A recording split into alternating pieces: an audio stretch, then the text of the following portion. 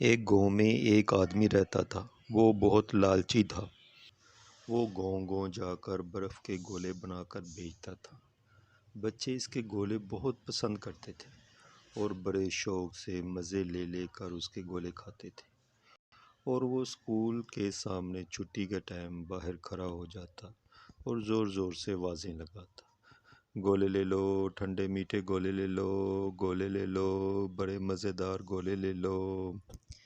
ایک دن اس کا گولے بنانے والا سامان ختم ہو گیا اور وہ شہر گولا بنانے والا سامان خریدنے چلا گیا۔ اس کی غیر موجودگی میں اس کے بچوں نے خوب گولے بنا بنا کر کھائے۔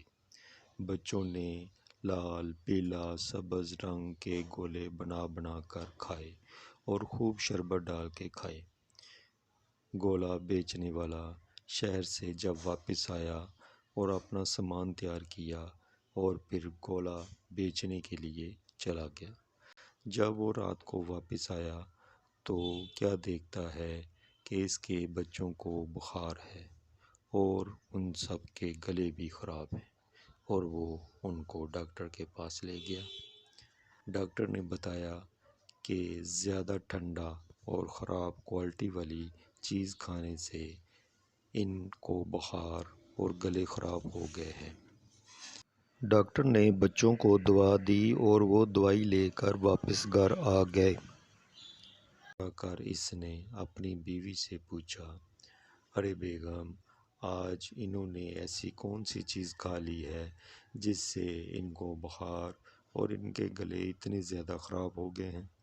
بیوی بولی، انہوں نے آپ کے باہر جانے کے بعد کچھ نہیں کھایا، صرف آپ کے بنائے ہوئے شربت کے گولے کھائے ہیں، جس کی وجہ سے ان کے گلے خراب ہو گئے ہیں۔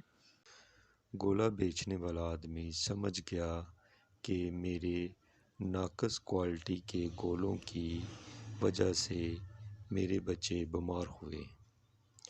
گولا بیچنے والے کو نصیحت آ گئی کہ جس طرح خراب کوالٹی کے مٹیریل سے بنے گولے کھا کر میرے بچے بیمار ہوئے ہیں، اس طرح اور لوگوں کے بچے بھی بیمار ہوئے ہوں گے۔ والے نے اللہ تعالیٰ سے معافی مانگی اور دعا کی، اے اللہ میرے بچوں کو تندرست کر دے، اور میں وعدہ کرتا ہوں کہ آئندہ اچھا مٹیریل استعمال کروں گا جس سے کسی کے بچے بیمار نہ ہوں۔ اس سے ہم کو یہ سبق ملتا ہے کہ جیسی کرنی ویسی بھرنی۔ میری کہانی پسند آئی ہو تو میرے چینل کو like, subscribe, share and comment ضرور کریں۔ شکریہ۔ اللہ تعالیٰ آپ سب کو دونوں جہانوں کی خوشیاں نصیب کرے، آمین۔